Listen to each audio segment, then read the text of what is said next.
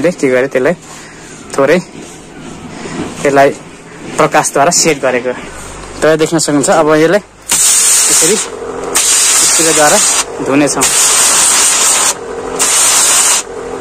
साथीहरु, यो भिडियो अति नै लामो भएको कारणले गर्दाखेरि मैले 2 पार्टमा बाँडिदिएको छु। तपाईले यो पार्ट 1 र पार्ट 2 नै हेर्नु भयो भने मात्रै तपाईले यसको स्क्रिन प्रिन्टिङ सम्बन्धी जानकारी राम्रोसँग लिन सक्नुहुन्छ। एक पार्ट मात्रै हेरेर अर्को पार्ट छोड्नु भयो भने तपाईले कुनै तपाईको हेरेको औचित्य र कुनै अर्थ हुँदैन। त्यही भएर तपाई पहिलो पार्ट पनि हेर्नु होला। पार्ट 2 को लागि मैले यहाँ इन्ड स्क्रिनमा तपाईले देखाएको छु, अथवा तपाईले मेरो च्यानलमा गएर स्क्रिन प्रिन्टिङको प्लेलिस्टमा गएर तपाईले हेर्न सक्नुहुन्छ है त। ल त गाइस,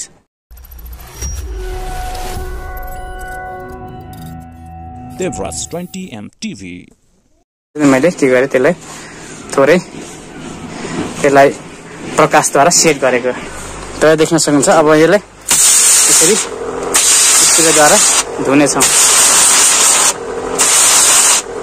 यहाँ अर्को सामानको पनि तपाईलाई म परिचय दिनेछु। यो तपाईले झुन्डाइरहेको तपाईँ देख्न सक्नुहुन्छ, यो वाटर प्रेसर पम्प हो। यहाँ देख्न सक्नुहुन्छ यो स्प्रे अनलाइन पाउँछ, मैले अनलाइन किनेको। यसमा यही सामान चाहिँ किन प्रयोग गर्ने भन्दाखेरि चाहिँ यसमा धेरै प्रेसर हुँदैन, त्यही भएर ठिक्कको प्रेसर हामीले चाहिने जतिको स्क्रिन प्रिन्टिङमा चाहिने जतिको प्रेसर मात्रै हुन्छ। त्यही भएर यसलाई प्रयोग गर्नु अति स्क्रिन प्रिन्टिङको लागि अति राम्रो हुन्छ। तपाईले धुँदै जाँदाखेरि आफै के हुन्छ, यसमा फिल्म निस्किन्छ। यसै धुएपछि चाहिँ त्यो दाममा जुन चाहिँ हाम्रो प्रिन्टरको गाडा मसीले प्रकाश पर्न पाउँदैन, त्यो सेट हुँदैन। सेट नभएपछि त्यो ठाउँ खोलिएर पखालेर जान्छ पानीले है। तपाईँ देख्न सक्नुहुन्छ, पखालेर निस्किँदै जाँदैछ।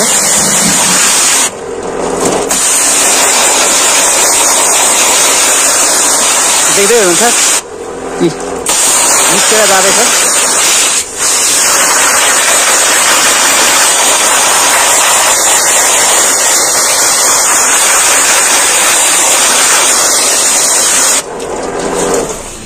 तपाईले देखिरहनु भएको छ है, पुरै निस्किँदैछ।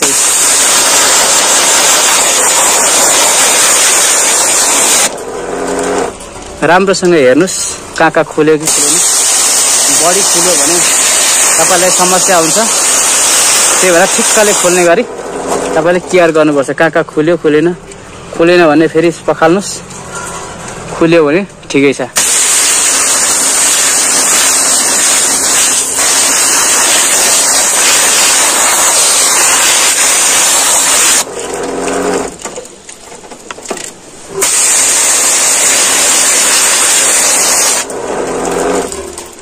ल साथीहरु, प्रपर तरिकाले खुलिसकेको छ।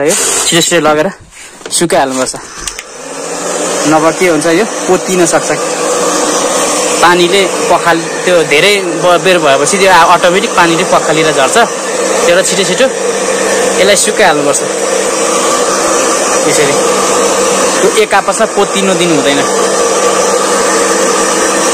सुक्नु बाँकी छ, मजाले सुकाउनुहोस्। यसलाई वरिपरि पानी सबै सुक्ने गरी तपाईले सुकाउनुहोस्। यो प्रोपर तरिकाले सुक्नु आँटेको छ। ड्रायर मेसिन लाएर यसलाई ड्राई गर्नुहोस् है। यसरी ड्राई गर्नुहोस् मजाले। यो भने सुकिसकेको छ प्रोपर तरिकाले। अब तपाईँ यहाँ देख्न सक्नुहुन्छ, यी देख्नुभयो मिटर मजाले खुल्यो भने यसरी खुल्छ। यहाँ देख्न सक्नुहुन्छ है, सबै खुलिसकेको छ है, प्रोपर तरिकाले खुलेको छ। देख्न सक्नुहुन्छ है। अब यो खुलेको ठाउँमा चाहिँ के हुन्छ भने हाम्रो मसिन वारपार गर्छ क्या।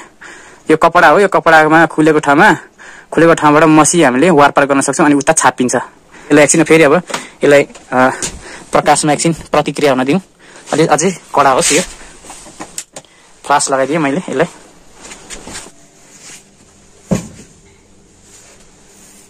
अब यसलाई चाहिँ वरिपरि यसरी साइडमा लाउनुहोस्।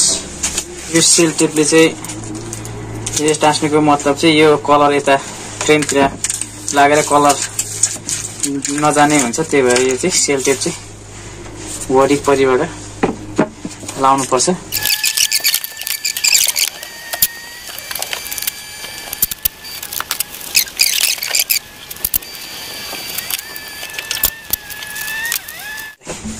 यो पहिला निक्किन गरेको कि यसले खोल्ने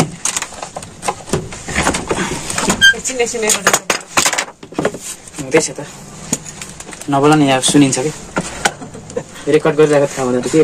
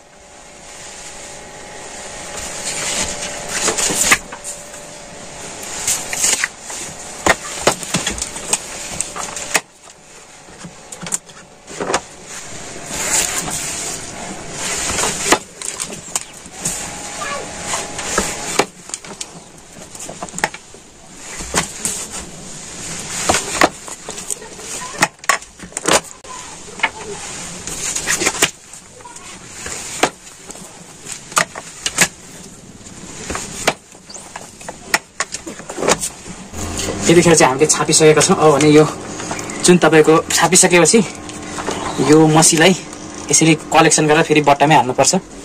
सुरक्षितसँगले फिर्ता लिएर यसलाई हाल्नुहोस्। स्कुजीलाई अहिले नै सफा गरिहाल्नुपर्छ। फेरि पछि सेट भएपछि यसलाई सफा गर्न गाह्रो हुन्छ। तेलमा यसरी चोबाल्ने, यसरी चोबालेर यसरी सफा गर्ने। यसरी तपाईँलाई क्वालिटी म राम्रोसँग देखाउँछु। क्वालिटी कस्तो हुन्छ भनेदेखिलाई यहाँ तपाईँ देख्न सक्नुहुन्छ कि हाम्रो क्वालिटी भनेको यसरी। ल हेर्नुहोस्, डिटाचमा देखाउँदैछु म तपाईँलाई। क्वालिटी भनेको तपाईँको क्वालिटी यसरी यतिको हुन्छ, यतिको इम्प्रुभ हुन्छ क्वालिटी है एकदमै। अब यसलाई चाहिँ छुँदाखेरि पनि यसरी दाम बस्छ। ल त गाइज, तपाईँहरूलाई भिडियो कस्तो लाग्यो कमेन्ट गर्न नभुल्नु होला गाइज। बाई।